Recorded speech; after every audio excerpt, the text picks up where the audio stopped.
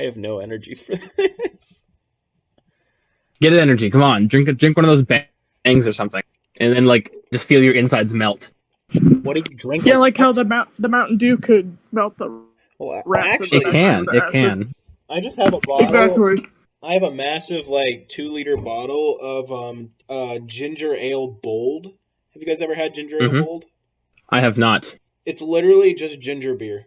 I've had ginger beer. It's pretty good. Oh, dude, that stuff burns your throat. It is awesome. It's like root beer, but different. No, it's not. The same kind of idea. No, it's the same kind of idea. What's the idea behind ginger beer? Well, for root beer, for instance, you get the different roots that you use for root beer. I forget which kinds. And then you like brew it like that, like with those. That was original root beer, and it was kind of fizzy on its own because of the natural chemicals in it. Same thing with ginger beer. You brew it with ginger, and then the way you brew it, it has its own kind of like fizziness without having to add in your own fizziness. Because I looked into how to make root beer because I thought that was interesting, and I think it'd be fun to make root beer. Like just make your own root beer. I made it in a science class in 9th grade. Well, that's cool. I think it tasted very fermented. The best thing, I think the coolest thing I made in a science class, as far as food related goes, in my food science class, we made beef jerky. Ooh. And some dried fruit as well. We used a box fan and then a couple of those like filters that you put in like furnaces and stuff. We got the meat, we let it like sit in like the juices and brine and crap like that. Like I think we had like a teriyaki thing we let it sit in for a couple days. Yeah. And then we cut it real thin, and then laid it on one of those filters. And we got 2 other filters. That way it's super filtered. And then we did another one with fruit. And then we like all bungee corded onto a fan, like a big box. And we let that blow and dry the meat out for a couple days. And then we ate it, and it tasted like beef jerky. It's pretty good. Huh. That's pretty cool, actually. I really like the food science class. It was really cool. We did another one where we all made peanut butter and jelly sandwiches, and then we first we had to put down all the nutrient facts about it, like how we made it and what all the fat content that, and then we had to develop a way to transport it, right? Like what it would come in. And then my teacher he would like drop kick it or throw it against the wall or something like that and see how well the packaging kept it safe. Oh. We also made milkshakes in that class too. That was our midterm. We made milkshakes. That sounds like a fun class. It was a fun class. Yeah, I liked the class. It was an FFA class. Oh, it was joint sense, FFA credit and science credit. So I got to kill 2 birds with 1 stone with that class. It was one of my favorites. I think the craziest thing I had to make in a science class, it was a collaboration between our history and our science class where we were learning about mummification in history. Yeah. And such awesome classes. Yeah. I didn't have any. Not really. Anything. But anyway, so this was like 6th grade too. So for science, in collaboration with history, we were given a raw chicken and we essentially had to mummify it. Awesome. So we did stuff to, like we pulled all the insides out, we salted it, incensed it, wrapped it up, and then there was this like creepy underground like cave underneath the school that we buried it in. Mm-hmm. It was literally like, that's cool. It was literally like a cave, and we literally left these mummified chickens down there for like half the school year. And then trying to turn them into zombies, or what were you doing? We were seeing if we could preserve the chicken through mummification. So like preserving the remains. And we came back there and most of them were still intact, which is actually really cool. That's pretty cool. That was the most I was ever invested in any science. Yeah. Did you have any cool science class experiences, Emma? In 3rd grade, I made goop. I'm not even sure what it was. Oh, I love goop. It was like the slime that's so popular nowadays. It was like the 3rd grade 2008 version of that, essentially. Like slime? Or was it like... It was slime, but it came out more like goop. What's the difference between slime and goop scientifically? I don't know. How should I know? You're the one who took the class. You're the one who made the goop. Yeah, in like 3rd grade. I don't remember. Okay. I didn't know if you would know that or not. Goop is a big thing nowadays. Well, not goop, but slime. All the people like to watch the videos about like people making it. Apparently it's very like satisfying is the word. I don't get it. Yeah. This is so satisfying. cutting a 1,000 degree knife through slime cubes. Well, they were the hottest thing like a year ago. Now everyone's too busy dying. Absolutely. They can't. Oh, we just dated ourselves. Too dying to get satisfied with the power of goop. I think we just dated ourselves because everyone's going to be like, oh, this was made in 2020. No, we already dated ourselves when for our what did we talk about on the pilot? That's a good question. I don't even remember anymore. So long ago. Captain Crunch? So long ago. Captain Crunch, that's what we so talked much about. since then. No, we talked about Mulan. Oh yeah, that's right. That was the big topic. That wonderful movie that Disney is so proud of. It felt like so long ago. Did you hear, actually, they're moving their next, Pixar's next animated movie is being taken out of theaters and they're moving it into Disney Plus, Soul. I know, Soul actually kind of looked okay. It looked interesting. Well, but yeah. I don't know, the track record of Disney movies coming onto Disney Plus without theaters have been horribly, awfully bad. Because we have Artemis Fowl and we have Mulan. So if those two are any indication about how well those movies are going to be, I'm not looking forward to that. I mean, and then Pixar you have movies, their most recent straight to Disney Plus movie, the second born Royals or whatever. Have you guys been seeing ads for that? No. It looks like crap, and people are saying it makes Artemis Fowl look coherent. Wow. Yeah. I don't. So Talk about Disney Plus originals, man. Oh my gosh. Why do they keep striking out? How do they? Because think about Disney though. Disney knows nothing about what their fan base actually wants. They're only going for what they think China wants. Well, I mean, because China's where all the money is. Well, they lost that with Mulan. But the Lion King remake was like a big, huge moneymaker for them. Yeah, I'm sure it was. But like the second born Royals, that was like British. I don't know. It was. Yeah, I don't know. Soul isn't. They're losing money with Soul by taking it out of theaters by just putting it. I mean, I've seen the little teasers for it. When I was seeing other Pixar movies, it looks decent. I just mean in general, like the price for how cheap a Disney Plus subscription is not going to make up for the ticket prices. Unless they do the whole Mulan thing and charge an extra $30 to watch it. Yeah, and then no one's going to buy it. Yeah. So unfortunate. What was Pixar's last movie? The Chris Pratt, Tom Holland adventure? I think Onward? Yeah, Onward. Have you guys seen Onward? I saw it. Did you see it, Emma? What'd you think of it? Oh, I actually liked it. I liked it. Apparently, that's a hot. I thought it was a good and sweet movie. I liked it. I don't know. I what I liked about it was a story about brothers, and I have a brother, so I identified a lot with it. Movies with siblings make me glad I'm an only child. Did you see it, Emma? Yeah. What did you think of it? I liked it. My biggest issue with the movie actually wasn't the movie itself. I did like the movie. The two things I did not like were the advertising and the concept. With the advertising, like they specifically said, yeah, this is an emotional movie and it'll bring you to tears. And I feel like that's very on the nose, even for Pixar. Because usually, like, they advertise their movies as like, oh, look, it's a funny comedic romp in the park. Inside Out, look, it's joy. It's a fun adventure movie. And then Bing Bong dies, like Up. And you're like, oh, crap. Like Up. You're like, wait, look at this fun adventure movie. Bang. Bing Bong dies. But it's like if this one, like their advertising was like, and yeah, you're gonna cry. It's almost like it's like daring you. It sounds.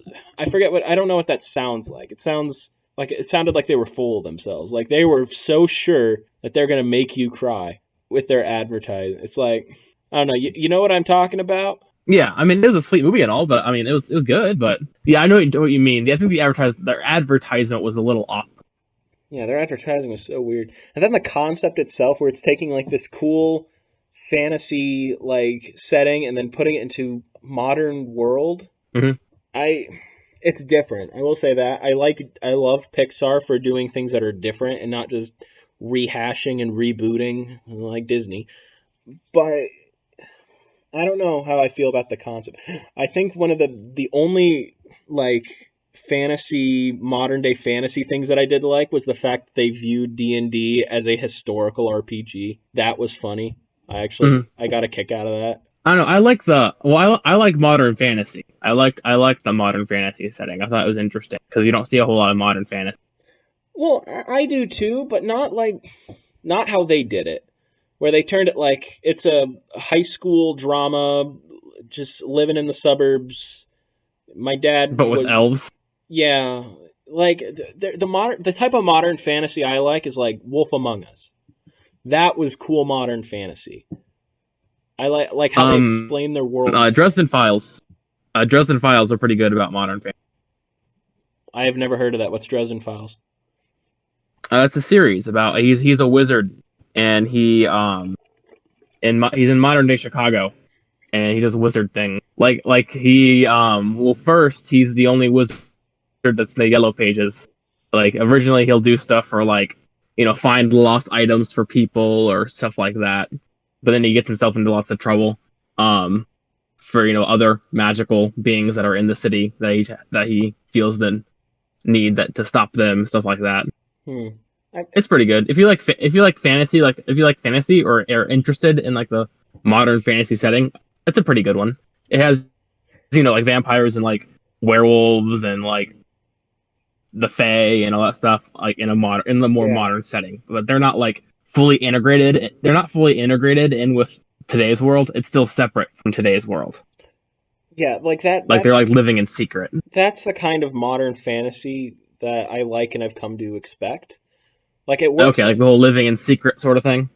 Yeah, well, so you like have two working behind the scenes. You have two different kinds of that. One is you have the living in secret, like the world is still as it is. That's like the Wolf Among Us thing, where it's fairy tale creatures trying to blend in the human world because something happened to their homeland. I forget what happened, but because that's like it is a different take on classic fairy tales and seeing them within that setting. But then you have like Onward literally just took fantasy stereotype and just made it modern day. Like society didn't really change to revolve around that. If that catches my everyone has cars. There's freaking high school. They don't. I don't. It's just. They could have done a lot more with it, but they didn't. Yeah, this is still the pre-show. We got off topic. We're just gonna edit all of this out and post, and it's just gonna be like us saying like, "Hey, welcome to the main show." Yeah, welcome to the main show. That's it. I think this is a good discussion, though. Like, I could always like save it for our other, like another week. Yeah, no, I definitely love to expand on this on another week. This would be something, What, modern fantasy? Yeah, just like I would say, even like different takes on fantasy. I feel like that would be a whole episode in itself. Okay, we can make that next week or a future week. Modern takes on fantasy. What works and what doesn't. Absolutely, I like that. Well, anyway, let's get this started.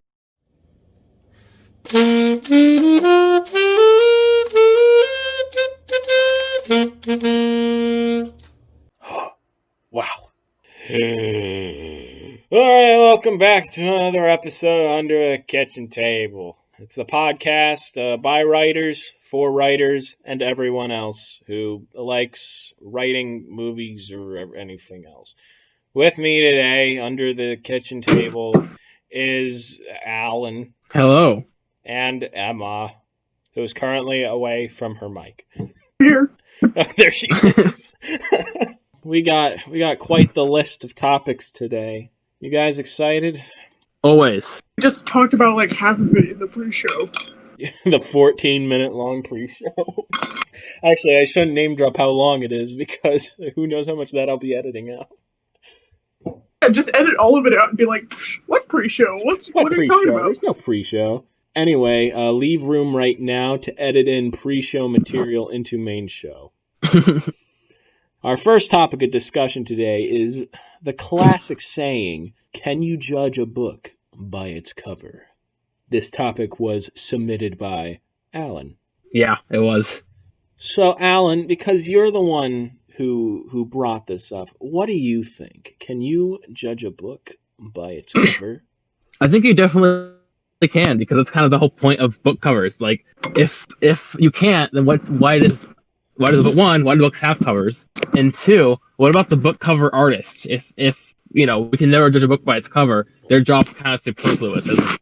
Maybe. And I mean, come on, like if you're browsing through like a library or book app or whatever, the first thing you look at is the book, the title, what it's called, and then the cover. And I've seen a lot of books where I just look at the cover and I'm just like, yeah, this isn't a book I'm gonna like, and I just keep going. I don't even read a synopsis. And like when you're in like different places too with book covers, it's like you could tell why the book is there just by looking at the cover. Like, yeah, I can figure out why this is at a half-priced bookstore off the beaten trail by the railroad tracks, What? Did you get that? About railroad tracks? Well, I was saying, like, sometimes if you go to different places, you could tell why a certain book is in there based on its cover. Like, yeah, that makes sense why this book is at a half-price bookstore versus at, like, some other place. Like Barnes and Noble. Yeah. Or if you, like, read, like, a book and you see, like, an anime character on it, you're like, nope, not gonna like this. Okay, well, listen here, though. What if the cover artist just sucks? They should have hired a better cover artist. Terrible Why'd cover artist. Why'd you say she? What? Yeah, why'd you say she? Yeah, why'd you say she? Or he. That's kind of sexist. Listen, yeah. I'm a terrible artist. Have you seen the thumbnail? Yeah, but do you make book covers though? It depends on if the book cover could suck. Like that book cover I just put in the chat. That's literally it's nothing. Or like, okay, so let's say you have No, the one you put in the chat makes sense. There are people they're sitting on plates and there's a knife and a fork behind. I can see people eating people. It makes sense. Okay, so does this does the saying refer to the art on the book, or is the saying talking about the book's like the title of the book? Both. So would you say that it applies differently based on the cover art and the title? Like let's say you have the greatest cover art of all time. Let's talk about like I think cover art. I think if a good cover can be better than like a bad title, right? I think a title isn't as important as because a book can have a stupid title but still be a good book. Yeah, but that still applies to can you judge a book by its cover? I think I disagree with what Alan said. Please elaborate. No, because I've read plenty of books that have really stupid titles, but the book's pretty good. Same thing with the movies. There are movies that have pretty stupid titles, but they're still good movies. Okay, but the title is like supposed to be important though. Well, yeah. So I feel like that would have more bearing than a book cover. So the cover. So are you saying you can judge a book by its cover, or you can't? I don't even know anymore, man. Listen, let's just say you have the greatest story ever written, and then you have the greatest cover art ever created. Let's say like whoever Brandon Sanderson gets to get the art for his book covers. But then his book covers are pretty good. Yeah, but then the title of the book is called Moist Scissors or something like that. Next title of my book, Moist Scissors. I tried to think of the worst word possible and whatever was on my desk first. So let's say you have that. Would you be enticed to pick up the book or not? If the picture on the front was interesting, yes. And it said Moist Scissors, what the heck is that? And that at least enticed me to pick it up and like look through it. But if it's like if the book's just called Moist Scissors as just a piece of like a pair of scissors on the front, I'd be like, that's kind of weird, and then move on. But if it has like a really cool front, I'd be like, huh, that's interesting, and I'd actually pick it up. So what if what if it's the other way around then? So let's say you have the title of the book. What's a good book title? I don't know. Just imagine the greatest book title you've ever read. And then just the front cover art is just nothing. It's like complete blank. trash. It's literally then I wouldn't pick it up then. It's literally a trash can. Well then I'd be like, okay, that's a pretty neat title, but I mean, so what? Apparently the author didn't like care enough about his book to have a decent title. So, not a decent title. I mean, a decent cover. So, because I mean, the author does have say what his cover looks like. If he doesn't care enough about it to give it a good cover, then why should I care about it? Well, who said isn't that the publisher's decision, not the? I'm sure they still have a say in it, though. I'm sure they can still like okay it. Maybe I think yeah. Like for instance, let me have it for instance. Like the movie. This is different, but it's the movie. How to Train Your Dragon, right? Stupid title, but the movies are really good. I like the title. I think the title's kind of weird, especially if you come in like knowing absolutely nothing about the movie, right? You've never read the book series. You know absolutely nothing about it, and it's just a movie called How to Train Your Dragon. It's like and it doesn't really tell you a whole lot about the movie. It's just kind of okay. This is about dragons and training and stuff like that. But the movie is so much more than that. Yeah. I thought the title was kind of stupid going in, but then I'm like, oh, okay, that's interesting. I did not like the book series for How to Train Your Dragon. I haven't read it. I just knew its existence. I couldn't get through it. I love the movies though. Isn't it like a kid's book? Yeah, it is. I'm saying I tried to read it when I was a kid. I couldn't get through it. Oh. So Emma, what are your final thoughts on can you judge a book by its cover? Based on the deciding factor in this? Absolutely. Because my deciding factor would be you can judge one. I think it's like the same way you judge people. Are you okay? Elaborate on that. Yeah, please elaborate on that so we don't get booted. Well, like when you like see somebody and you like immediately try to figure out what their personality is and like what they'd be like in a conversation. It'd be like that. So stereotyping someone based on their looks? Oh, I was saying like, when you meet somebody and you try to figure out what they're like, it'd be like looking at a book cover and trying to figure out what the book is about based on what you see in front of you. Okay, so I do think you can judge a book by its cover. I think that's the whole point of covers. I think you can, but should you? Is it a good thing to do that? I mean, I wouldn't like blame people for not reading it. I would try to get the word out there that it's good, but I wouldn't blame people for not reading it. I feel like I'm sorry. Yeah, and when we have the your little book signing tours or whatever, it could be, hey, I know this book cover isn't that great. I wouldn't pick it up either if based solely on the cover. But trust me, this is good though. But I would be upset if the publisher dropped the ball on that. But I wouldn't blame people for judging the book by its cover, especially if it's a bad cover. Yeah. Okay, well, the next topic. Oh yeah. Well, off from that exciting topic. That was absolutely riveting. Absolutely. Speaking of books, book to movie adaptations. Those are a thing that exists. Unfortunately. Yeah. Yeah, unfortunately. Most tend to be bad, though some are good. I cannot think of the ones that are good. What? Yeah. Harry Potter's pretty good. Yeah. Lord of the Rings is pretty good. Is it better than the books? Have you not read the books? An adaptation is hardly ever going to be better than the books. Is the adaptation serviceable though? You can have a good justice. Yeah, you can have a good adaptation, but the book is still better. But the movie is still a good adaptation. Like for Harry Potter, the movies are a good adaptation of the book. Yeah. Are the books better? Yeah, because you have more. You can read more into the books. It has more stuff to it. But are the movies a good adaptation of that world and that feeling? Yes. Same thing with Lord of the Rings. I think Lord of the Rings is a good adaptation. Of course, the books are better because there's so much more in the books. But I think that if you want sort of an introduction to the world and an introduction to the books, the movies do a good job of doing that. Yeah, I agree with I would Nick, almost are you argue. okay? Cassie, hello. our Oh, correspondent we in have the a guest field, star. Kassi. Surprise! I would almost argue that some of the Harry Potter books were better adapted into a short 2-hour movie compared to the long slog that they were in book form. Like I would also agree to that.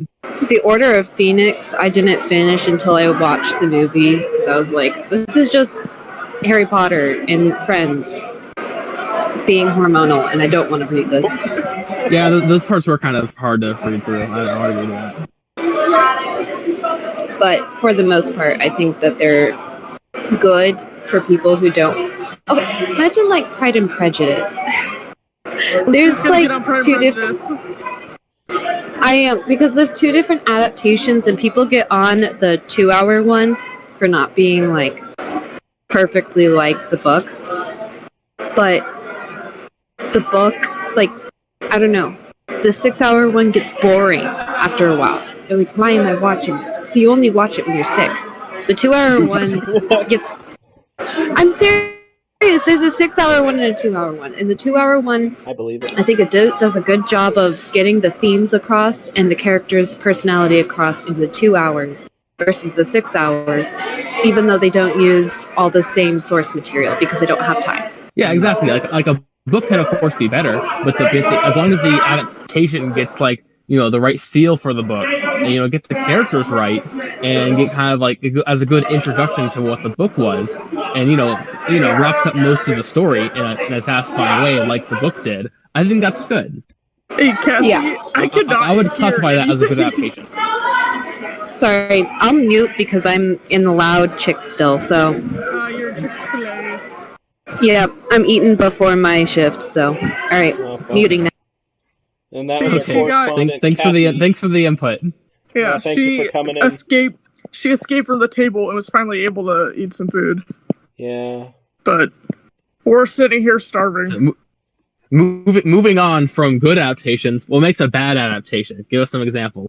Oh boy. Well, bad adaptation. Give us one, Nick. What's a bad adaptation Nick. and why? Oh, you're putting me on the spot. I am. I'll go next, and then Emma can go. Here's the thing: is this one? I personally liked this movie, but it is not regarded as a good adaptation. Prince Caspian. From what I understand, a lot of people rag on this movie in particular for not tonally being like the book. Like, they add a lot of stuff to it that should not be in it or something like that. I personally liked the movie. I did like the movie. Yeah. The movie was decent. I liked it. Yeah, I remember watching it in theaters. But, like, the whole raiding the castle thing.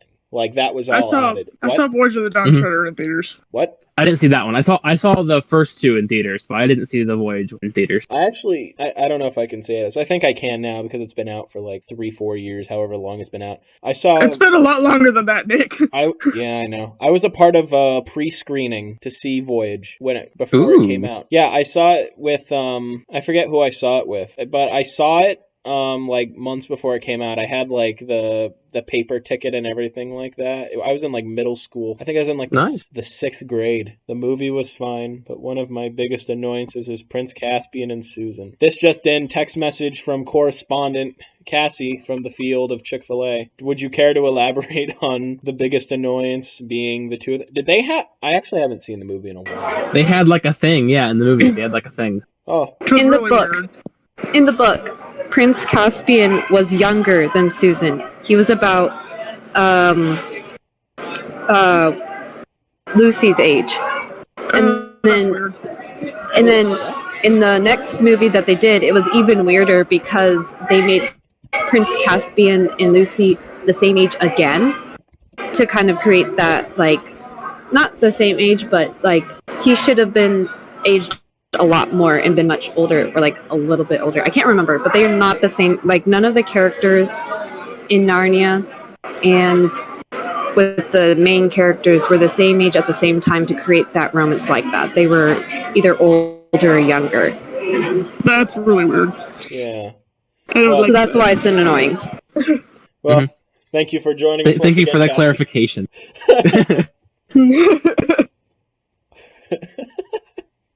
A reporter in the field. Yeah, if she could bring back food for us because the octopus refuses to feed us, that would be great. I mean, I could bring you food back because I can get into your dorm, but I'm so hungry. anybody else. I actually ate Chick-fil-A before I came back, so I'm good. Can't have too much. I'll probably have dinner after this. Is that all you wanted to say about the movie, Nick, or do you want to say more? I guess actually from there, because yeah, personally I liked it. Okay. I guess the Voyage of the Dawn Treader is actually another good one to bring up, because this one is a lot more divisive. Divisive? Yeah, that's right. than Prince Caspian was. A lot of people had mixed feelings on this one. I remember my dad saying coming out of it, actually, that he thought it was better than the original, the movie-wise. Yeah, our correspondent agrees. Yeah, he said like the message behind it was conveyed a lot better. It was less on the nose, but the message regarding fear and everything was really good. She said that it was a slog to read. You want to know a Narnia movie that should get adapted into a movie that I've actually been waiting a long time for? Last Battle? No, I didn't. The Silver Chair. I liked Silver Chair. I did not like Last Battle. But no, The Horse and His Boy. That is my favorite. That's my favorite Narnia book. Why is that one your favorite? I maybe it's just this side story of just this slave boy and then meeting this horse who tells him all about Narnia, and then they just go on this adventure. It might be that it's separated from the Pevensie children. Children. I think that's how you say their last name. But I do like how they kind of like to make a cameo in the book, though. How you kind of like, oh yeah, here's how they were, ruling their kingdom. Yeah, and I feel like you explore the world a lot more than you do in the other ones. Like it feels so much bigger because you're going from what's the land he was in? Not Telmarines were later. This was what's it was the land of the Tisrock. May he live forever. I forget. I'm trying to remember the name, but I seriously forget. Yeah, I forget what the nation was called. But going from there and then going up north, finding out like there are all these other nations besides Narnia. Like Narnia is just a small part of a bigger world, which I thought was really cool. Which is actually the reason I do not like The Last Battle as much. It might be the fact that for Last Battle I did not read it. I listened to the Focus on the Family audio drama for it. But The Last Battle itself seemed so underwhelming. Like the way at least that they portrayed it, it was very underwhelming. And it wasn't an actual battle. It was like 7 heroes and like by comparison like a company of whatever soldiers were from that nation that I can't remember the name of. I don't know. I like the analogies that it has to the Book of Revelation. Like I think it's a monkey dressed up like Aslan, pretending to be Aslan and stuff like that. Or he dresses the donkey pretends to be Aslan. He dresses the donkey up. Yeah. And like the allusion to Revelation, how it tries to explain Revelation. But the book itself just felt really underwhelming compared to its predecessors. Because the book right before that was Silver Chair. And that book was fantastic. Love that book. Yeah. But we got off topic. Voyage of the Dawn Treader. I liked it. Okay. I felt like production-wise, the movie was not as good. Story-wise, I thought it was good, but like a lot. Yeah, I know the production isn't as good in that. Oh yeah, no production was definitely missing from Voyage. It looked like a lot of the fight scenes I remember were, especially this one where it's like they're ambushed in the bell tower. It literally looked like a Broadway stage fight. Like it looked like it was staged. Which Carol Mean, that's what it was. What? Carol Mean. That was the name of the country? Yeah. Oh, well, I knew it started with the C. But yeah, if I like rewatching it, it looked like that scene in The Force Awakens. That looked really cool the first time you watch it, but then you watch it again, like that beginning scene where like all the First Order stormtroopers are running out into the village, and you can clearly see that it's on like a stage, and they're just running out onto a stage. Yeah. You know what I'm talking about? I know what you're talking about. It's like right as the or even the fight at the end of Last Jedi, with the red. Yeah, that looks so guy. cool in the trailers. Yeah. And then you look at it a couple times and you're like, what was even the point? Well, yeah, it just looked staged. Yeah, they had a lot of moments like that in Voyage, but I thought the message and heart behind Voyage was good. It was just that the production value wasn't there. Get on this topic.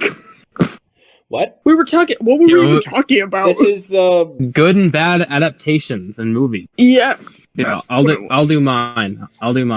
Oh, great. I think one of the ones that probably hit me the most growing up was probably the Percy Jackson movies. Oh gosh. Because I was introduced to Percy Jackson from the movie, right? I watched the movie first. And then I'm like, this isn't like when I watch movies. It's not really what's happening. It's more of the world. If the world's interesting, then I like it. If the world's boring, I don't like it. So I'm like, I like this world. I want more of this world. So I read the book and I'm like, wow, that movie was utter trash. I was reading the book and I was like, they could have did this and they didn't, because the entire movie is their little quest to go find those pearls, right? That's their whole goal throughout the movie, is to get those pearls from place to place. When in the book, Percy like falls into a river in St. Louis, and a servant of his dad's like, here are some pearls, you're gonna need these later, and just gives them all three there, and then that's the end of the pearl narrative. So I just think that the movie is just a missed opportunity. And they aged Percy up so much. Percy's supposed to be like 11 years old in the first book. I feel like and there's a reason movies for that, do because, that in general.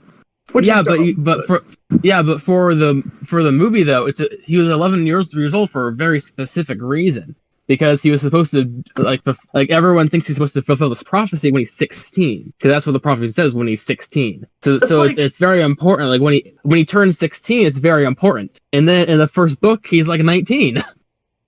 A lot of people say that one of the reasons why the Harry Potter adaptations are so good is because the actors were actual like aged.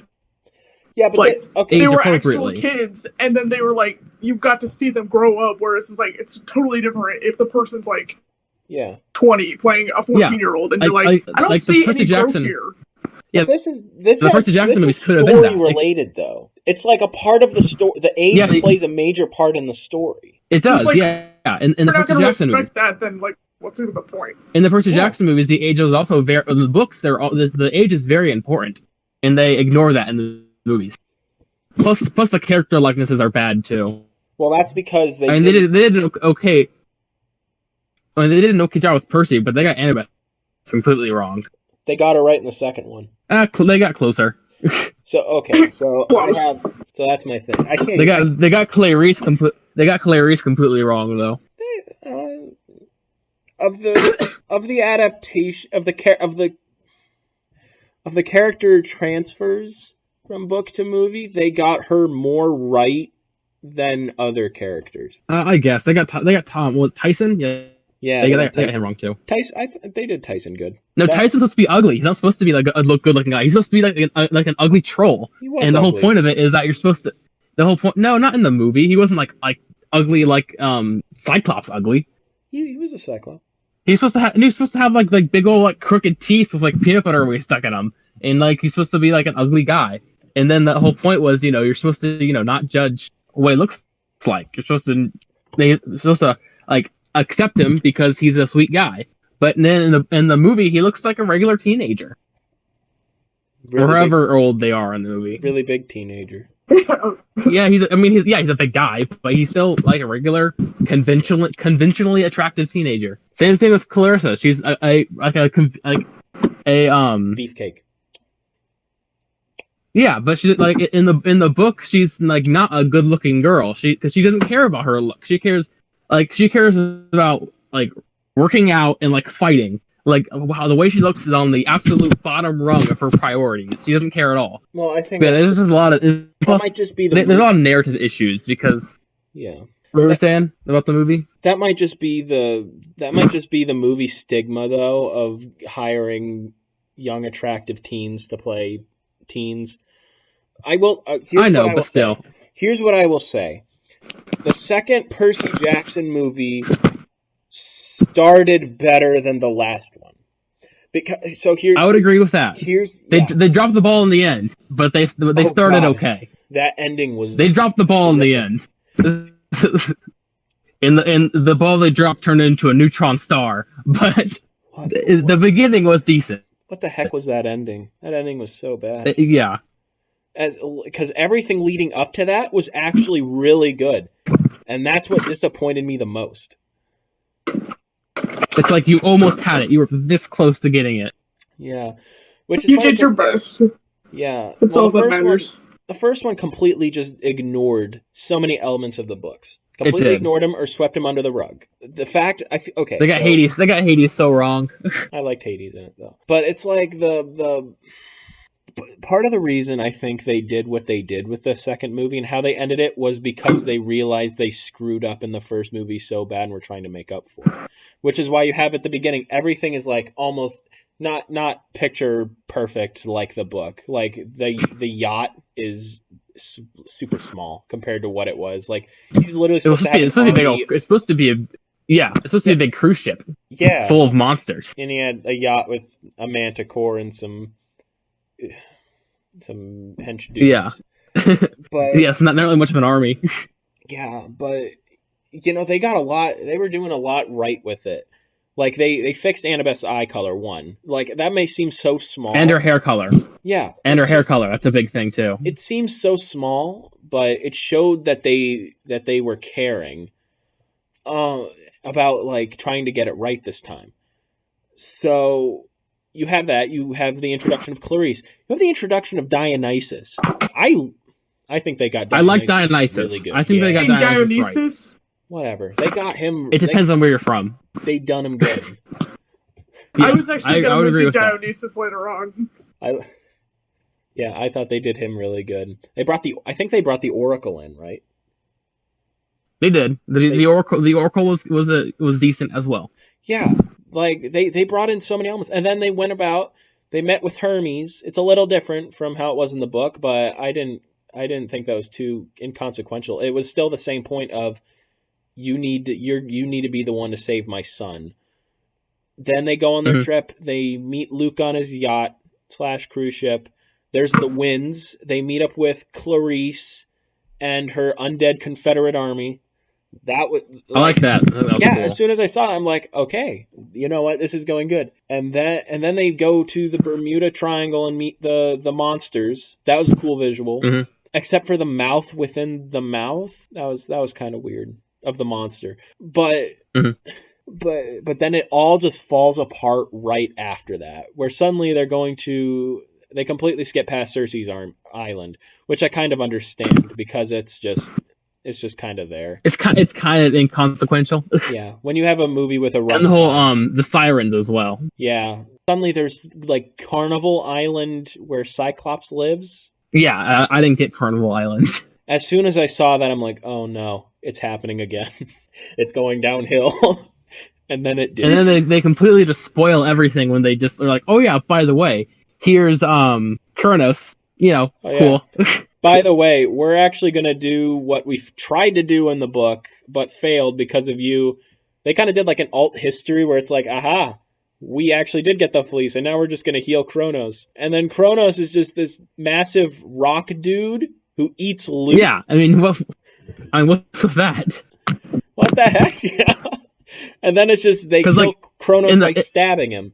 Yeah, because like in the books, like you don't even see Kronos until the very like last book when he like possesses Luke. Yeah, and then Luke is the hero of time on his 16th birthday, where he's Percy is the hero of time for giving Luke the knife to kill himself and stop Kronos. That was so cool because that was like I like that little twist. But with this, it's just Luke is just generic bad guy of the week who's just like, haha, I resurrected evil demon. Oh no, demon ate me. Then he pooped me out, and now Cyclops is going to eat me. He has no room for that redemption. Yeah, and so it almost completely negates the thing that was talked about earlier in the movie, where Hermes is telling Percy like, go save my boy. It's like, no one was saved except for Grover in a dress. So here's interesting news. Actually, I don't know if you guys have heard of this. They're actually rebooting Percy Jackson. I heard that. Yeah. They are rebooting Percy Jackson into a TV series For Disney Plus. Oh no! Like, Disney Plus? I think so. Oh no! It's a TV show. I feel like it'll give them more room to work with. Yeah, but it's Disney Plus. No. Who knows? Hey, they might learn from their mistakes. Emphasis on might. Hollywood learning from their mistakes? That's hilarious. Nick just got taken by the octopus. Wait, where'd he go? Oh, there he is. It's a better life than this. Why? Why is Disney Plus rebooting this? Yeah, they are not gonna. I'm not gonna get excited because I know if I do, I'm just gonna be disappointed. Oh, it's gonna be a Disney Plus original movie. Well, the original series. Original series, no. Just like, no. It's gonna be like Artemis Fowl. It's gonna be just like Artemis Fowl, but longer. No. It's a series. More drawn out. It's gonna be like equally as horrible as the movie, but like more drawn. Wait, okay, hold on. There's a little bit of hope though. The Mandalorian is also a Disney Plus series. They just need to get Jon Favreau. The Mandalorian is more of the exception than the rule. Yeah. It's possible though. They could save this. Just be safe and just not don't get hopeful. Just be safe. You're just gonna be disappointed. No. Don't do anything. I really want them to do it well though. I want them to redeem the name of Percy Jackson, especially since Rick. I want them to, but kind of given up. Yeah, Rick Riordan has kind of given up. Like his recent books, the Apollo series. I've been seeing the ads. Even the Magnus Chase. I haven't read Magnus Chase. I read the first 2 books, and then the third. And by that time, the third one hasn't came out yet. But the third one came out, and I'm just like, you know what? Don't really care enough to buy it. I liked Kane Chronicles. I haven't read Kane Chronicles, but I've heard a lot of good things from Kane. It was coming out around the same time as his original Percy Jackson book, yeah. So I think... Did you read the sequel series, The Heroes of Olympus? Yes, I did. I actually liked Heroes of Olympus. I liked Heroes of Olympus. The last book was a tad underwhelming, but I liked it. Yeah. Here, new topic though. Emma, what's your adaptation? We haven't talked about yours yet. Yeah. I've been trying to think about it, because I haven't really read any YA at all. I read normally older stuff, and it got me to thinking about what Kassi was saying earlier about Pride and Prejudice adaptation, because I have seen that one, but I haven't actually read the book. But I did start reading the book, and I got a decent way through it. I just wasn't able to finish it. So when you guys were talking about tone and stuff, I was like, yeah, the book, I feel like that movie captures the essence of what the book is. I don't think it does it perfectly, but it's also I think it's a faithful adaptation. But that's just my opinion. Wait, what did you say it was? Faithful adaptation. No, I mean, what was it? Pride and Prejudice. Pride and Prejudice, right, sorry. You were cutting out. We're talking about tones and stuff, so I was thinking yeah, I think it does the book justice in that regard. It might not be perfect, but yeah. I don't think I've read Pride and Prejudice, and I don't think I've watched Pride and Prejudice. See, it's just as funny to read as it is to watch it. The humor is the same, which is why I think it fits the tone perfectly. I think the closest to it I've watched was Little Women. Oh, that was actually, I could talk about that one because I read the book for that. I haven't seen the one that just came out. I've only seen the 1994 version, and I actually like it better than the book. Yeah, because what a lot of things that the 94 adaptation does is it takes some parts of the book and it sort of rearranges the timeline of the book to make it more coherent as a movie. Yeah. And it actually works really well because it's better. It's not like they're doing the opposite of what people normally do, where it's okay, we have to try to fit as much as we can at runtime. Instead, this movie is more okay, how do we get all of the major events of the book that we should include in but in a way that makes it a movie that people can watch and not be annoyed by because it doesn't include everything that people want. Yeah. So it's like with Little Women, a lot of times there's like these random side trails because Eliza May Alcott writes it as if she's almost being like she's almost being meta about it in that she's talking and then she'll just randomly insert herself in and be like, okay, so I'm gonna like start talking about this other member of the family and then just go off on this side trail. And then I'd just be like, I don't even know what this has to do with anything. Why are you talking about this? But then in the movie, it's like you center on one person, in this case Joe, and it's like it just goes on from there. And that's what I liked about it. It's still my favorite. Yeah, I really liked it. I forget if I saw the newer one or if I saw the older one. There's a lot of different ones, I think, but I've only seen the 1994 one. I might have to look it up, which one I saw. I think it may have been the newer one. I saw the 2008 one. I didn't know there was a 2008 one. Yeah, 95% Rotten Tomatoes. Yeah, I really like that one. I believe this is the one, right? Yeah. I didn't know there was... Yeah, I really liked it. Weird thing about the 1994 one is that it ends with it being even more meta than the book, in that Joe ends up writing like her own autobiography. Yeah. And it's titled Little Women. So it's basically like she publishes Little Women in Little Women, which didn't happen in the book. Her book is describing her life with her sisters. Yeah, no, that's Eliza May Alcott did that. I'm saying in the movie, Joe wrote a book called Little Women, and it was like her autobiography. But the thing is, the book ends with her and the professor, and then a bunch of other people getting married, having kids, and all that. But that hadn't happened by the time the book ends. So I have a theory that either it's just because Hollywood didn't know what to do with the ending, or she's a witch. That is my theory. Absolutely, it has to be that she was a witch. She's totally a witch. Actually, that confused me about the movie did that too, and I did not know if it was a joke or not. So that's what I'm talking about. The movie, the book didn't do that. The book ended where she didn't really publish anything at all, but she realized her dream of opening up a school. No. But I mean, okay, so I might be spoiling it for you, the 2008 one. So spoiler alert. But they play off that idea, so it's like because it's her trying to write a book throughout the movie, and after her a sister dies, We've all read it. She decides to. I know, I'm saying just because other people are listening to this and maybe they want to watch Little Women. They have it so that she's like, in honor of the sister, she's writing this story about the life of her and her sisters. And throughout the story, there's the professor and stuff like that.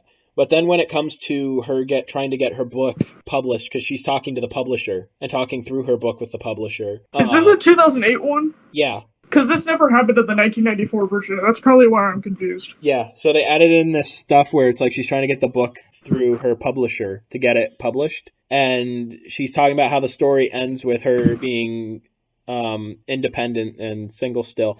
And he's just sitting there concerned in his chair, and he's like, what about that professor guy? You should get with the professor guy. And she's like, no. And he's like, well, I guess I don't have to publish it. And she's like, okay, fine. So I didn't know if that was a joke or if that was something that actually happened. Oh, I just know that in the actual book, she doesn't end up publishing anything at the end. She just marries the professor and starts the school. And in the 1994 adaptation, she gets the book sent to a publisher, and the professor helps her get it published. And then they end up kissing in the rain, and then that's the end of the movie. Yeah. But in the actual book, that doesn't happen at all. So in the actual book, her and the professor do get together. Yeah, and then they start the school. What I'm saying is, in the movie, the 1994 movie, it's she writes the book that the movie is based on, but then it ends with her marrying the professor and having kids. And by the time the professor helps her get it published, that hasn't happened in the movie. So it's she's writing things that the book talks about, but hasn't happened in the movie that she's in. No, yeah, I gotcha. That's probably really the 2008 one cuts around time-wise a lot. It's I think it's how you described it, cuts around to where it makes sense, so it's you understand what's happening in the present day based on whatever they're showing in the past. And they're doing that through Joe's writing of the events. Alan, what do you think of our conversation on Little Women? He's not there. Oh no, he's gone. I think it's just you and me, Emma. Oh no. I knew it was too long for him not speaking. Is that the book adaptation you liked the best or the least? You said it was like Actually liked it. Yeah, you liked it. I don't know. Because I haven't read any YA, so I haven't seen any like adaptations of movies, so I haven't really seen any absolutely horrible adaptations like what you've been talking about. Like, I don't have any where I'm like, oh my gosh, that was so bad, and do the book justice at all. Like, yeah. I just feel bad for you guys. When you guys were talking, I was like, wow, that's really sad. So you've never seen... You were super lucky. A Wrinkle in Time. That one's pretty bad. Oh, so I guess there's that. I never saw it. Oh, that's true. But I saw the trailer. I read the book. Yeah, I've read the book when I was 12, and then I saw A Wrinkle in Time when it was in theaters. It was for humanities. It was an extra credit thing in my humanities class at community college, so my friend and I went to see it. And she hadn't read the book, and I did. So then we got out, I was like, wow, that was awful. And she was like, that was great! I was like, no. Can you guys hear me? Yeah, we can hear you now. Oh, okay. He's back. I don't know what the issue was. Welcome I back can hear to you the guys. portal. I can hear you guys, but I just couldn't say anything for whatever reason. Cassie's back. Did you bring food for us? We're starving under this table. Yes, you should see some food shortly. Yay. Yum, yum, yum, yum, yum. I thought you had to go to work. I've never... I read A Wrinkle in Time, and then shortly after watched the movie, and it was so infuriating. Yeah. I've heard, yeah. I could tell it was going to be infuriating just by watching the trailers for it. And so that's fair. I didn't have that advantage because I read and watched it much later. Oh, actually, no, that's not true. I watched it, but I... what am I trying to say? I was really young when I watched it, so it was like slightly traumatizing. Oh yeah, there's more than one. We're talking about the 2018 one. Oh, there's a brand new one? Yeah, with Oprah. With Oprah? Ugh. With Oprah. No. I'll have to watch the trailer on my own time. It's on Disney Plus. It's on Disney Plus. I don't have Disney Plus. This is why I'm never watching the Mulan movie, because I don't have the time or emotional energy. Actually, no. From what I've heard, it's really boring. But listen, did you know technically? I don't have Disney Plus either, but even if I did, I wouldn't pay $30 to watch it. Did you know that Mulan is technically an adaptation? Yeah, there's a poem. Yeah, I did not know it. Everything is pretty much an adaptation. Pretty much always has been. That's true, but it's still like it was interesting to. So Mulan did teach me something from watching everybody on YouTube trash on it. So it should feel proud of itself. Maybe. Maybe. Then move on to our prompts. Oh gosh, the prompts. Yeah. And prompts. I don't even remember. Yeah. Cassie, do you want to stay on and give us? Oh, I didn't look at the prompt. Let me look at the prompt. So the spontaneous prompt. Spontaneous. Listen, those might be the best ones. So spontaneous. Yeah, you can be our guest star. Yeah. Oh yeah. She was a part of this this podcast. Now she's the guest star. Yeah, she escaped from under the table, and now she can only get back so many times. You've seen the outside world, and now you're back. Yeah. So anyway, the prompt for this week is: explain what it would look like for two different movies, books, directors, etc. to be smashed together into one. Very violently smashed. Very violently. It is not good. It is a very violent, like a train collision. Yeah. Oh man, mine actually sounds pretty good in my head, but I feel like when I say it out loud, it's gonna be a train wreck, like you said. Emma, why don't you start us off? What did you do? Okay. Yeah, start us off, Emma. Yeah, I mentioned this. I mentioned this at the dinner, but I didn't want to say it earlier. I was saying, I had to read a play by Euripides for Oxford. And, okay, so background. It's called Bacchae. That's the name of the play. And what's it about? It's about the god Dionysus. And that's why I was saying, I was going to mention that later on. But it's about this guy. And he's a demigod sort of thing. Because it was the whole thing, with Zeus. Because Zeus. Yeah. And then his mom. And essentially he comes back. What? Did you say Zeus's mom? No, I'm saying Zeus and then his mom got together. Because you know how Zeus is. Oh, yeah. And then, okay, so he comes back as a human. And then he has all these people perform these rites. Because, he's a god. And then this one guy doesn't believe that he's a god. So he's just like, you know what I want to do? I'm gonna like throw this guy in my stable and I'm gonna like beat him to death. So the dude's like, fine, I'll just burn down your house. So he burns down the guy's house. And then eventually he gets the one dude to like try to get over to where all the people are celebrating Dionysus, and then the people are like possessed by Dionysus and they kill him. And then the main person who kills him is his mom, but she has no idea, so she comes back and she's like, guys, look at this lion I hunted. And she's just holding her son's head. Oh my gosh. She's just like, guys, I hunted this lion. Aren't you proud of me? They're like, that's your son. And she's like, no, it's... Oh, wait, no, it is. Oof. And that's basically... Oof. F's in the chat. Yep. Oh, jeez. So I thought of that, and how, like, really violent and weird it is. Oh, no. And I suddenly thought, because I got bored over the summer, and I reread Winnie the Pooh, because my mom has an old copy of it, Oh, no. and I just felt nostalgic, and I was like, what if I combined these two things right here? Wait, is like Piglet gonna like hunt down Winnie the Pooh or something? No, it's thinking, like, what if all of the characters in Winnie the Pooh were, like, the people that performed the rites, and then ended up killing the person who tried to break into the... Because all the people that were performing the rites were sitting around in the woods, just hanging out. Mm-hmm. And then they got mad whenever people, like, entered the woods and were like, hey, what are you guys doing? And they were like, get out. So I was like, what if you combine those two? We're gonna literally kill you with our bare hands. Wait, so that would that mean Christopher Robin is Dionysus? Yeah, he's the god. Oh, no. Yes. This...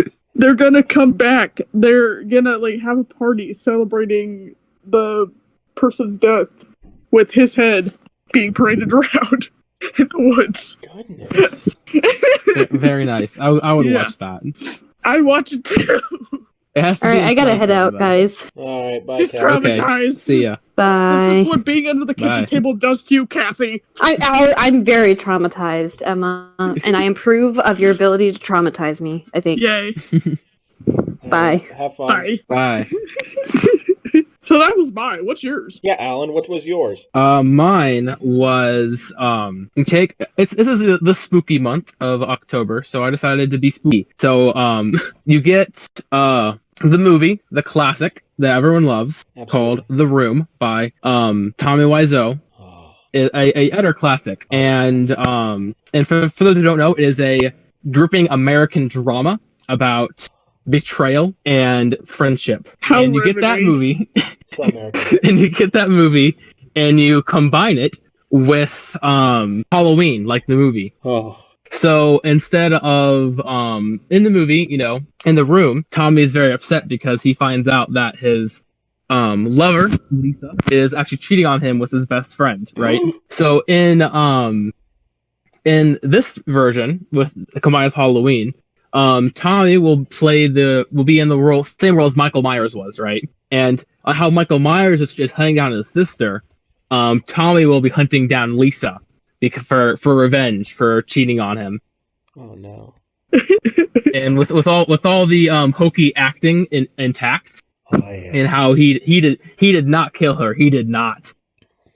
Oh, hi, Mark. Oh, hi, Mark.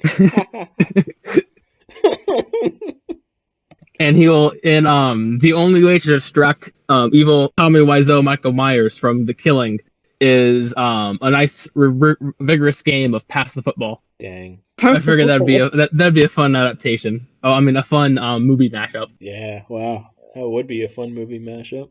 Okay, Nick, what's yours? My story. It is a story. Also, It's a story for the ages. Gripping drama and horror on the grand. You're gonna have to work hard to beat mine.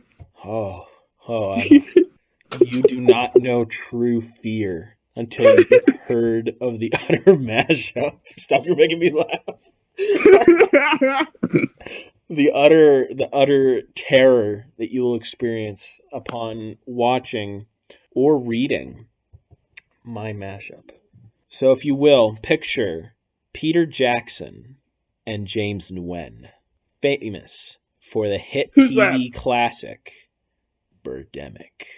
The greatest A true classic. The greatest horror movie of all time. With the greatest horror sequel of all time, Birdemic. Don't forget the acting. The acting is on spot as well. Oh, greatest Are the actors. special effects good? Money could buy. Greatest special Mind blowing. And can Mind-blowing special effect. Imagine the budget and story of Peter Jackson's Lord of the Rings mixed with the utter brilliance of James Nguyen's Birdemic. Now, but wouldn't they need a small budget to have terrible special effects? Absolutely. See, this is an indie collaboration movie, so it's made on the budget of a broken toaster. And it happens to be filmed with a broken toaster. Yeah, why did I feel like it was going to have a small budget? I don't know. Maybe. It's the greatest broken toaster that money could buy, I'll tell you what. But anyway, the story would revolve around, you got Frodo. He's a microchip salesman in the Shire. And why a microchip salesman? Because in every single one of James Nguyen's movies, there has to be a microchip salesman. Everyone is a microchip salesman. Every main character is a microchip salesman. Why? Because James Nguyen likes to do self-inserts. Anyway, so Frodo and his friend Sam, they're microchip salesmen in the Shire. Life is good. Everything is good. For the first hour of the movie, nothing happens outside of following the gripping drama of this self-made success story where everything is just going good for Mr. Frodo and the free world of the West.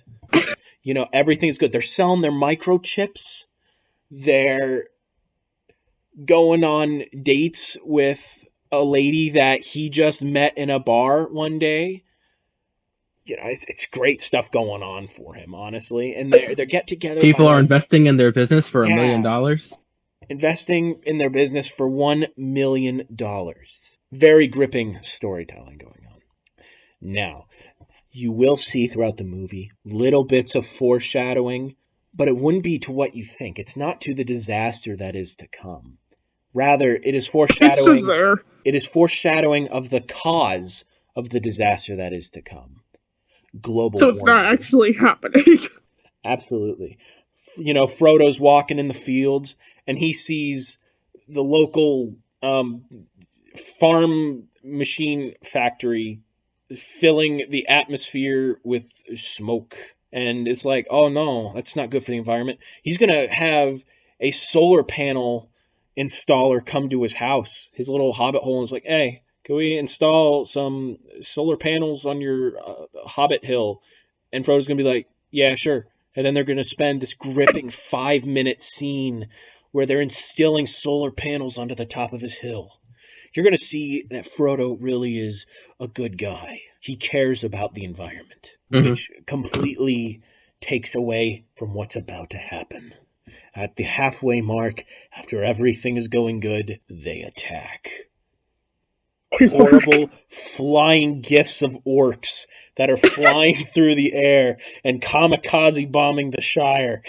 Some of them are upside down. Some of them are upside down. Some of them are flapping their arms. They're going like...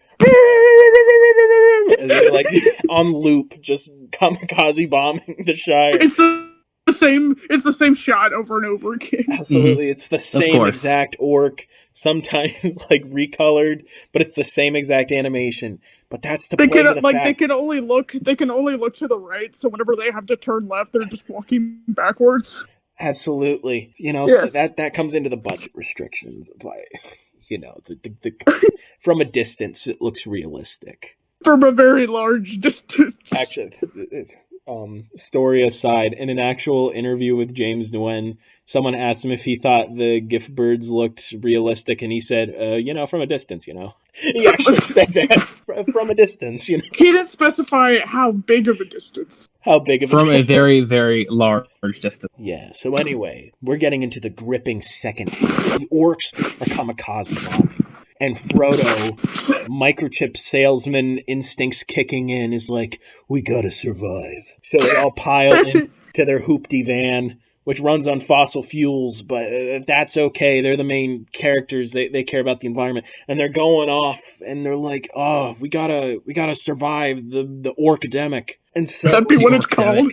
Can we call it that? It'll be called the orcademic.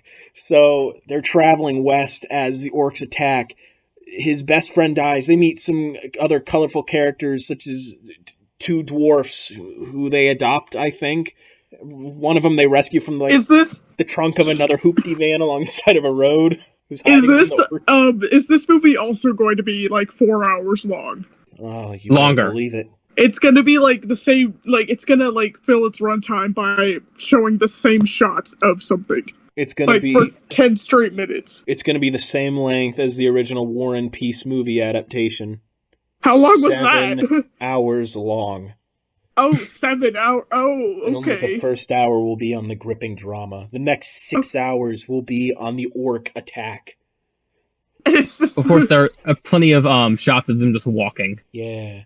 It's the same shot repeated over, like the same exact shot, but it looks like they keep moving, but they're not. So anyway, Frodo and his little fellowship of friends are just, they're going across Middle-earth, trying to just survive the birdemic one by one. The fellowship is dying until all that's left is Frodo, Sam, and Merry and Pippin. Died. The two children are Merry and Pippin. They're all that's left. And then they stop along the seacoast because they are hungry. Merry and Pippin are hungry, and Frodo goes to fish. He catches some fish, and then Sam's like, "I got some seaweed," and then Frodo's like, "Good." And so they got their seaweed, and then the orcs come to attack, but then they just leave. And then your description of this is like the same way that the movie would describe everything. Oh, absolutely. Like I have no idea what you're saying, but somehow you have this like comprehensive plot in your head. It makes so much sense. But I'm so enlightened. You're missing out on the most intense, important part of the movie. Actually, I forgot a scene that played so deep into it. And this is going to be, it goes over the cause of why the orcs are attacking. So you have... Did you think of this? No. On the spot, just like James Nguyen. So anyway, you have Frodo, Sam, in the hoopty van. This is before they rescue Merry and Pippin from the back of another hoopty van. They find an old wizard. It's Gandalf. And Gandalf's like, stand back or you'll catch orc flu virus. And they're like, that's stupid. And then COVID. Gandalf's like, no, I know why the birds attack. They attack because of global warming. And they're like, gasp, global warming. It all makes so much sense. It's global warming. It's causing the birds, the orcs. The orcs, yeah. There are bird They're orcs. also birds. There are bird orcs. Saruman's birds from Isengard. The crows. And then as they keep going along, they find an elf, Galadriel. And they're like, hey, what are you doing in the woods, stupid? And then she's like, the birds, the orcs, the birds and orcs, they don't attack me because I live in the woods and global warming is causing them to blow everything up. And instead of living in the woods fixes that? Yeah, but then for some reason the woods catches on fire or something like that. So anyway, then they're leaving, we fast forward to that scene I was talking about, and then there's just going to be this amazing cinematic 5-minute shot of the orcs disappearing into the distance. Just was walking away. They're not even flying, they're just walking. The orcademic is over. But nothing was solved. Nothing was resolved. No, nothing needs to be resolved. That's true. It's so compelling. There doesn't need to be an answer. Exactly. It's just everything you need to know is already in the movie. Everything you need to know has already happened. Listen, yes. This is a disaster movie at its finest. The whole point of it is to show people global warming. It's bad. We don't want orcs. Global warming bad. Kamikaze bomb Middle Earth. So stop it. Turn off your factories. Stop driving your hoopty vans. Just stop it. Get some solar power on your roof. Nick appears on the screen at the end, and this is his actual speech. Like, you appear, you make a cameo, and you're like, just stop. Just stop. No, it's like stop. Turn off the factories. It's like that Michael Jordan McDonald's drug commercial. If you guys have seen that. Stop it. Get some help. Me and McDonald's would like to tell you, stop it. Don't do drugs. Get some help. Have you seen that, Emma? I think I've heard of that. Oh Those old drug commercials are fantastic. I need to send you that. I haven't one. seen. That is so good. Yeah, I haven't seen that. I'm Michael Jordan. McDonald's has given me this time. I just keep like whenever you know how like schools talk about don't do drugs and then they talk about all the weird advertisements. It's like that. Yeah. Well, anyway, that's the story of the orcdemic and how if we just stop doing climate change, there will be no orcdemic. There will be no birddemic. Middle Earth will be saved and Earth will be saved. And Very compelling story. Thank It you. is the greatest So story compelling. of our generation. This is going to inspire 2 decades worth of social commentary that will be revolutionary. It will inspire the next generation to act, to be able to tell their government, stop it. Just stop everything. Let's live in the woods. Just live in the woods. That's the ultimate meaning behind this. Just live in the woods. Let's just go up to Canada, to all that woods up there, and just live in the woods. Let's just be like elves. It's just not integrate into society at all. Because that's what causes global warming is acclimating into a society. Absolutely. Society is the true enemy of orcdemic. The society of the hobbits and their global warming, it's bad. It's cultural So warming. society is bad. Yeah. Society is bad. Society equals bad. They live Man in society. equals bad. Society bad.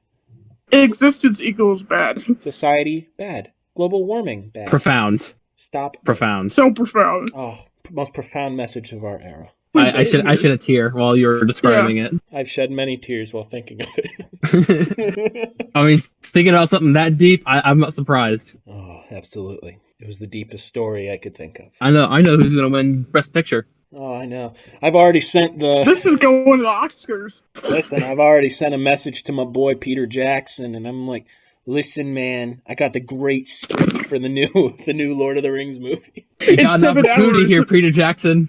I'm letting you It's know. 7 Got an hours. opportunity. Hey, Peter It's 7 Jackson, hours long, but get like a $20 budget. contact my agent. I'll let you make the story. I just want 1% cut. Yeah. Help me get through college. That's all I need. I'm gonna be a millionaire. 1% cut. Yeah. That's how good this is going to end up being. I'm telling you, Oscars going to get Best Picture for this, man. Oh, BAFTA. I mean, come on. yeah. Like, BAFTA, we're going to dude. create our own award show with how great this is. Like, Oh, yeah. an award show that's even better than the Oscars because the this movie Global just doesn't Warming even Award. compare to any other movie produced. Ever. I want Greta Thunberg exactly. to give me the Global Warming Award for being the most No, she- environmentally friendly. She gives the speech at the end that says, stop it, get some help. How dare you? How dare you? Stop it! Just live in the woods. Live in the woods. If you don't pack up your bags right now and get to the woods right this second, I'm coming after you. I will go yell at the I say UN to you somewhere. for my private jet. Yeah. Oh. I'm filming this in my private jet, and I'm telling you to go live out in the woods and get rid of everything. Do it now. You're the reason why global warming is so bad. Stop it. Yeah, exactly. Anyway, I need to go. Oh, I need to be there by tomorrow. I'm going to get on my private jet. I'm gonna go back to my mansion. You guys have fun living in the woods. Yeah, I'll take up all that New Orleans property that just got abandoned. Wow. So from the hurricane. Yeah. Wow, we went long. Wait, so are we done with this episode though? Yeah, I think we're... Yeah. Unless you guys have any Well, final we need thoughts. to. No, I think I'm good. We can say our goodbyes. Yep. Emma. I didn't say my book recommendation. Yeah, Emma. What is your book Give us- recommendation? Give us your book recommendation for this week. My book recommendation is that play that I mentioned, Bacchae, Ooh. Ooh. by Euripides, because it's like really weird, and I liked it. By Euripides' pants. Haha. Yeah. Haha. That was clever. Ha ha ha! Yeah, go live in the woods. I think my Lesson learned today. Go live in the woods. Go live in the woods. Yeah. Puns cause global warming. There you go. It's a fact. Yeah, stop it. Stop doing puns. Stop it. Get some help. You too can stop the world from warming up. By not existing. Yeah, stop existing. Stupid humans. Less people equals less body heat that is released into the air and causes global warming. Yeah. And cow farts. Don't forget to cow farts. Yeah, I gotta kill those cows. Kill the cows. Everyone's got to go vegan. Listen, if everyone died, there would be no more global warming. I figured it out. There'd be no more worry about global warming, that's for sure. Yeah, we wouldn't have to worry about it anymore. How about we just kill, we got to get this fancy glove, right? And then we got to get some really fancy rocks. And then we can just get rid of half the population, just with a snap. Wow, this conversation turned dark. Thank you guys for tuning in. This conversation? This is the dark, controversial content we know you guys coming and tune in for.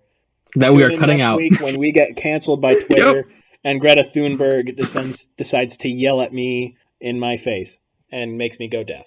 Like a birdemic. Title of this episode, Go Live in the Woods. Go live in the woods. Yep. Stop with that global warming. Stop it. Get some help. All right, goodbye. Goodbye. Get some help.